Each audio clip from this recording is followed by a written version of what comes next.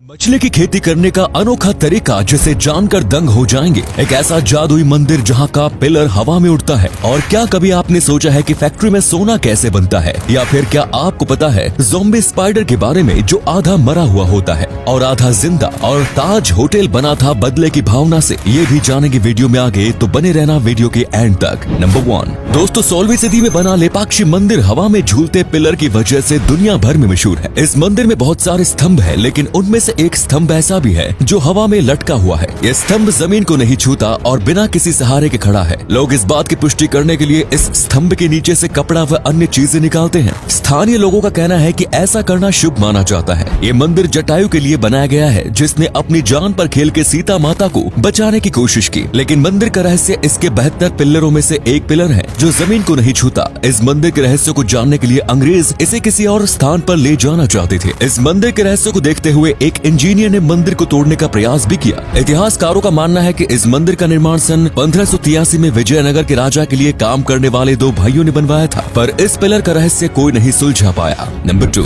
भारत में सोना सबसे ज्यादा इस्तेमाल किया जाता है गहनों के रूप में। आइए जानते हैं फैक्ट्री में कैसे बनाया जाता है सोना। आमतौर पर सोना बिल्कुल शुद्ध रूप में पाया जाता है, हालांकि इसे सिल्वर, कॉपर, जिंक और लीड से भी निकाला जाता है। उसके बाद फैक्ट्री में सोने को हाइड्रोक्लोरिक एसिड में धोया जाता है। अच्छे से धोने के बाद सोने को छोटे छोटे गोल आकार में निकाला जाता है, जिसके बाद इसे पिघला के गोल्ड के बिस्कुट बनाए जाते हैं और उसमें ट्रेडमार्क लगा दिया जाता है। इस प्रोसेस में कई बार टूटे हुए गोल्ड के बिस्किट या गलत शेप के पीसेस बाहर आ जाते हैं, तो फिर उन्हें फिर से पिघला के उनको रीशेप किया जाता है। दोस्तों, पहले बस एक सोने की चैन बनाने में 2 दिन का समय लगता था, वो भी दिन रात मेहनत करने के बाद। लेकिन अगर आज देखा जाए तो सोने की कैसी भी माला और कैसी भी रिंग मशीन में डिजाइनिंग से लेके मैन्युफैक्चरिंग तक सब कुछ बस कुछ घंटों में हो जाता है।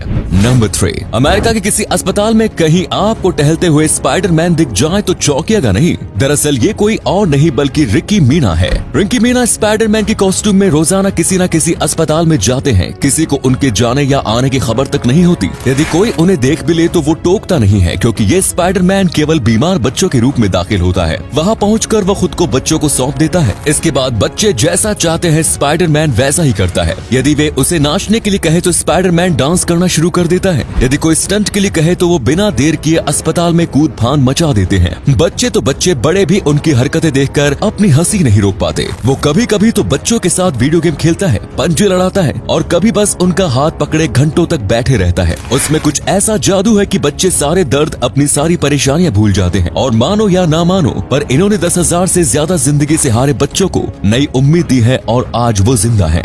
नंबर 4 दोस्तों, ब्रिटिशर्स के दौर में ब्रिटिशर्स से अपमानित महसूस होने के बाद जमशेद जी टाटा ने मन ही मन में ये निश्चय किया कि मैं भी विश्व के प्रसिद्ध शहरों में ऐसा प्रतिष्ठित होटल बनाऊंगा जहां अंग्रेज भी एक बार आने के लिए तरस जाएंगे। उन्हीं के इस पक्के निश्चय के वजह से ताज होटल अस्तित्व में आया। उन्होंने सबसे पहले इसका निर्माण मुंबई में समुद्र के तट पर कराया। ताजमहल होटल की मुख्य इमारत का निर्माण इंडो सर्कैनिक शैली में करवाया गया था तथा इसे पहली बार 16 दिसंबर 1903 को खोला गया। इसके मुख्य शिल्पी सीताराम खंडेराव वैद्य एवं DN मिर्जा थे तथा ये प्रोजेक्ट एक इंग्लिश इंजीनियर WA चैम्बर्स द्वारा पूरा किया गया। इसके निर्माणकर्ता खान साहेब सोहराब जी रतन जी थे, जिन्होंने इसकी प्रसिद्ध मध्यवर्ती तैरती हुई सीढ़ियां भी डिजाइन की। उस समय इसके निर्माण की कुल लागत 25 लाख रुपए थी और आज ताज होटल मुंबई की आन बान शान है और दूर दूर से बड़े बड़े लोग बस ताज होटल में रुकने के लिए आते हैं। नंबर 5 दोस्तों, अगर मछली बेचने की बात करें तो आपके दिमाग में आता होगा लोग बड़ी बड़ी शिप में समुद्र में जाला लेके मछली पकड़ने जा रहे हैं। लेकिन आजकल लोग हार्ड वर्क नहीं करते बल्कि स्मार्ट वर्क करते हैं और इसीलिए मछली पकड़ने की जगह अब लोग मछली की खेती करते हैं। ये पहले तो ढेर सारी मछली के अंडे खुद फर्टिलाइज करते हैं, फिर उन्हें कुछ महीने तक फैक्ट्री में ही बढ़ने देते हैं। फिर कुछ हफ्ते गुजर जाने के बाद इन सब मछली के अंडों को तालाब में डाल दिया जाता है और फिर इन्हें एक बड़े से ट्रक से ढेर सारा खाना दिया जाता है। और कोई भी मछली भूखी ना रहे, इसीलिए फिर एक छोटी नाव से सारी मछलियों को कोने कोने तक खाना दिया जाता है। और फिर अगर तालाब में इतनी मछलियां हैं तो तालाब का ऑक्सीजन लेवल गिर जाता है, इसलिए एक मशीन के जरिए पूरे पानी में ऑक्सीजन डाला जाता है और मछली जब पूरी बड़ी हो जाती है तो उन्हें पकड़ के फैक्ट्री में लेके जाया जाता है, जहां उन्हें अच्छे से काट के मार्केट में फिश मीट के रूप में बेचा जाता है। हर साल ऐसी कंपनी 30 करोड़ से ज्यादा का मुनाफा कमाती है।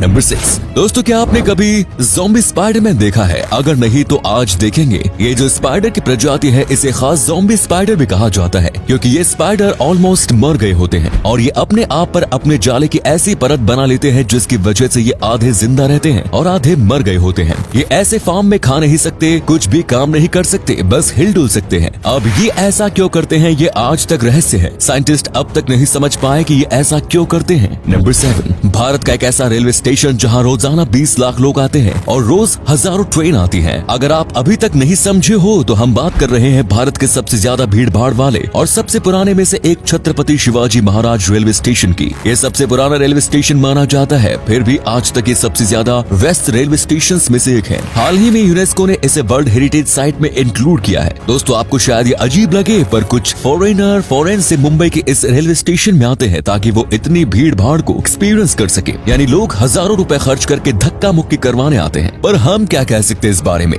ये लोगों की अपनी अपनी पसंद होती है और जो चीज उनको अनोखी और रेयर लगती है उसे देखने के लिए लोग कुछ भी करते हैं। सो फ्रेंड्स, वीडियो अच्छा लगा तो लाइक कर देना। ऐसे ही वीडियोस देखते रहने के लिए पेज को फॉलो जरूर करें। धन्यवाद।